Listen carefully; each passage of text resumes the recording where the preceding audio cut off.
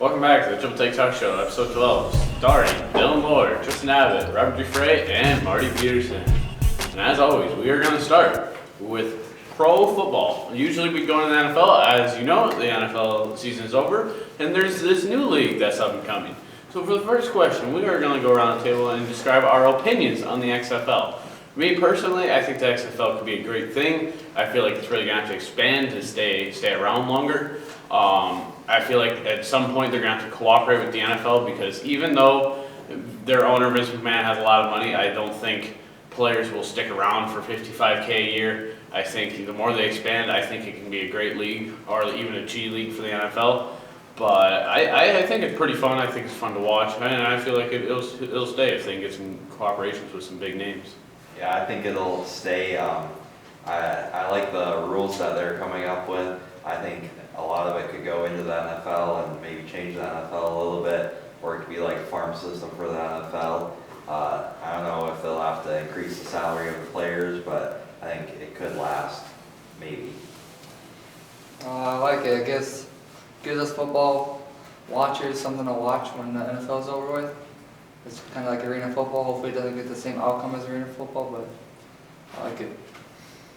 I think looking at all the stats over the past weekend, it's interesting that the offense was geared toward passing, every team. So that alone is probably the goal of the league, to make it more exciting, more passing, more throwing. I know they were on the major networks. I know they average somewhere between 20 and 30,000 per game. So compared to the other leagues, this is a really good start. And then in order to go into more depth of the XFL, what is the best new rule in the XFL? Me personally, I really like their overtime rule, because in the NFL, a lot of people call it unfair that we'll take the explosive offense of the Chiefs. If, say, they're in the playoffs against a team like maybe the Titans, and the Titans score first, and the best QB in football, Patrick Mahomes, doesn't get to touch the ball, everybody thinks that's unfair. Well, I like the XFL's new rule where they do 5 rounds, and whoever comes out with more points in those 5 rounds wins the game. I feel like that gives both teams a fair shot, and I really like that rule. For me, it's the kickoff. I think the kickoff rule is pretty entertaining. The fact that only the kicker is back where the ball is, and they have to wait for the ball to be caught, and then I think that they can't kick the ball into the end zone, and they can't kick it to the line of the people, and then they're 5 yards apart, and they have to wait for it to get caught. I think that's pretty entertaining and safe. I like the conversion after the touchdown with the 1 point, 2 point, and 3 point conversion. You gotta choose. I agree with Dylan because I think the fact that it's a new skill set for the kickoff guy, right? Can't kick it in the end zone. You have to learn how to kick it high, hang time, and it's no longer, the body's just flying down the field. They have to wait until the ball's caught. The strategy is totally different than what it is currently in the NFL, where you would set up the V formation block to go up the field. So I really think that's a good step, and I think probably the NFL is going to go towards that because they're trying to get away from the head injuries and from the kickoffs, because you got guys 240 pounds coming down, running full speed, trying to tackle somebody or block somebody. That's where you get a lot of the injuries. And now we are going to move into the NFL. So, as we know, the NFL season is over, but now we are into another exciting part, which is the off-season and free agency. And as we all know, the biggest name in free agency, there's a lot of names this year, but the biggest name is obviously Tom Brady. It's very hard, for me personally, I think it's very hard seeing him lead the Patriots. But the question we have here is, should the Patriots offer Tom Brady a big contract, since it seems like that's what he's seeking? And truthfully, I don't think they should. I feel like he's gonna, if he leaves the team, he's gonna get beat up maybe a year, if that, and he just won't last. And I feel like he's just kind of pulling everybody's leg. I feel like he'll sign maybe a 1 year. I wouldn't give him any more than a 1 year though. I don't think he'll stay with the New England Patriots. I don't think they should even offer him anything. I think that the team needs to start moving on. They had a great run with him. They still have a great coach, so I'd say they let the coach and the staff start building their team to try to make a Super Bowl run in the coming years. I agree with Marty. I think they should only sign him 1 year. It's kind of washed up, but give him 1 more year to see what he's got. If he improves, sign him a big deal, but if he doesn't, then just let him go. Well, it's interesting, this morning it was announced that Kraft has encouraged Tom Brady to test the market and then come back to the Patriots, see whether or not they can negotiate something together. So maybe if Brady goes out and the best deal he can get is like $25 million from somebody like San Diego, that may, like, if he really wants to stay with the Patriots, they may lock him into the contract. It's either stay with the Patriots for $25 million or go to San Diego for $25 million. And let's please know San Diego does not have an NFL team.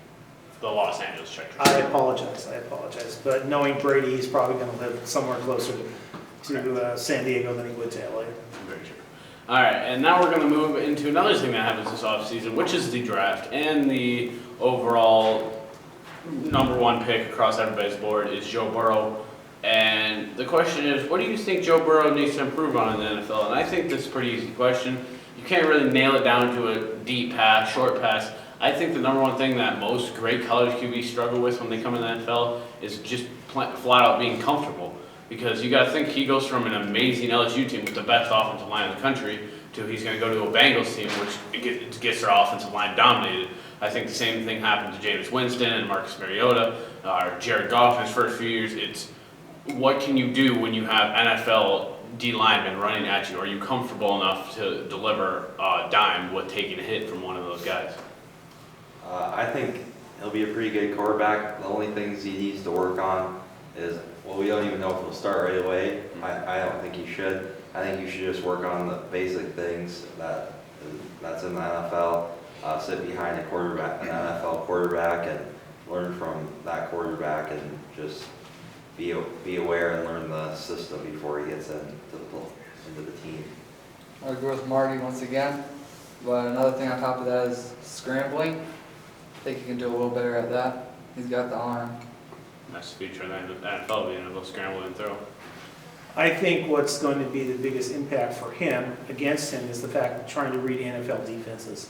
It's not college. College, you can win with athletes on defense, where in the NFL, because everybody's at such a higher level, they have to learn how to read the defense, react to the defense. And you're talking about guys going so much faster than they do in college, and they're so much bigger, that's going to take a while for him to pick up on that skill. I mean, how many years did Tom Brady wait before he started?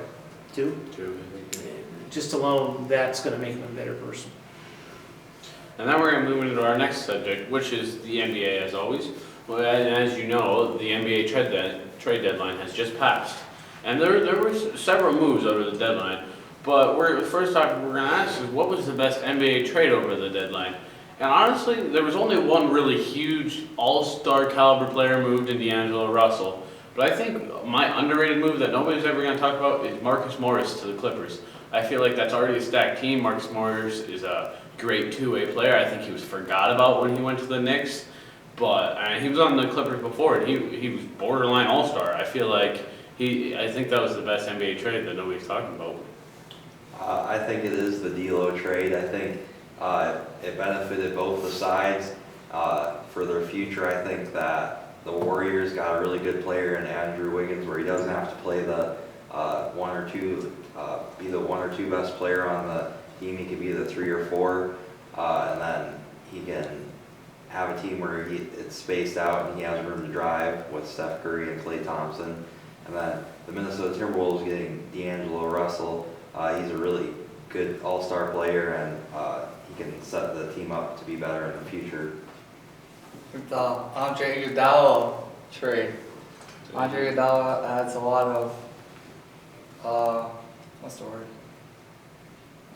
Leadership? Yeah, leadership to that young Heat team. And he knows how to win championships, as he did with the Warriors. And the Heat wanted a chance to win leadership. They surely got him to lead. I don't know, this is really weird. This is the 4th time that somebody's agreed with Marty today. This may be a record. The trade the Clippers got truly, I think, is the best trade, because #1, anybody goes to the Knicks gets lost. Right. Everybody. And #2, LeBron wanted this player on his team, because that was the only other team that was making a major push. I'm sure there were other teams we don't know about, but I think the Clippers are the team you got to watch for, because as a unit. Paul George has not been with Kawhi enough, and now they're adding that other key piece. And if LeBron wants something, you know it's of value. So that's, Marty was right. Yeah. Clint Capella. Clint Capella, yeah, he's gonna get lost. So now we're gonna go to, since we're talking about LeBron, the next question is, would LeBron have survived in the Jordan era? And I'm a Michael Jordan fan, I'm a Bulls fan, but this question I'm getting real sick and tired of. I think it's bogus. LeBron is humongous. He's just as big as those guys were back then. Just because he doesn't play as hard as they do, it doesn't mean that he wouldn't play that hard back then. Would have he been as good as Mike? And probably not. Mike's the greatest of all time. But I think he'd have been just fine. He has just as much talent, if not more, as they did back then. And he's just as big size-wise as they were. I just think everybody makes this comparison because he doesn't play as hard because the rules have changed. I don't know if he would survive because people talk, or he said that he spends $1 million for his health, and would that be available back then for him to get the stuff that he needs? But I think if that didn't matter, I think he would have survived. He's a great player. He's one of the top. He's probably one or two of the best players ever in the NBA, and I think he would have survived. I feel like he would have too. He's just like Marty said, he's just as big as him. I'd like to see that matchup, Michael Jordan versus LeBron. That would have been yeah. Right. Well, I think personally, he would have survived. His level of being wherever he is currently would not be as high. Right. You had the Bad Boys, which is a different style of play, and the Knicks played basically the same style of play. I think this question is not saying would it decrease his ability or his status in the game. I think it would have been a totally different game he would have had to play, because the rule with Michael Jordan was if he drives the key, he pays the price. Right. Nowadays, I was watching the game the other night when LeBron did the windmill slam dunk. Basically, the defender stepped back. If it had been back in that era, and it had been, let's say, somebody from the Pistons, I don't think the guy would have stepped back. I think there would have been contact. I don't think it would have diminished his greatness. I just think his game would have been different. Plus, back then, you didn't have super teams. Right. You couldn't make super teams back then. Now they can make super teams. Bulls had a super team. Yeah, but it wasn't the way LeBron did it. It's like, join me in Miami. It was drafting, right? And a couple picks here and there. So. Which that leads us into our next question. If LeBron had not organized super teams, would he have won a championship? Now, personally, I think he would have. I feel like him just building the super team, the so-called building the super team, other than Miami, the Cavs one, it was kind of there. Kyrie was there, and they made the trade for Love. But I feel like he still would have won the championship, because if you go back to 2007, I believe it was, he carried a team of like Anderson Varejao, Delonte West, all these terrible, they got swept in the finals against the Spurs. But my point is, he carried a terrible team to the finals, so he'd already been there. I feel like the super team just advanced his progression. I personally don't think he wins 3 championships, but I feel like he would at least get one eventually if he didn't have a super team. It was just kind of a speed up the process. Yeah, well, I think he would have won with the Cavs because I don't think that was a super team. Like, I don't think Kevin Love did that much in the NBA Finals. And Kyrie Irving hit some shots, but he was really young. And it was LeBron that carried them to the finals and won the finals. I agree with Dylan. He's LeBron. He's a freaking nature. He can do them things to lead a team. I agree for the 5th time today with Marty. I think he would have won one with the Cavs. Without the super team in Miami, he wouldn't have had the jump shot by Ray Allen in the corner, in the Spurs win the title, right? Right. So, and again, even with Kyrie, it was the Warriors had a chance to win it, but Curry decided to dribble behind his back at midcourt. Right. So I say 1, I don't say 3. Right. Now we're going to go into the NBA now, in the present time.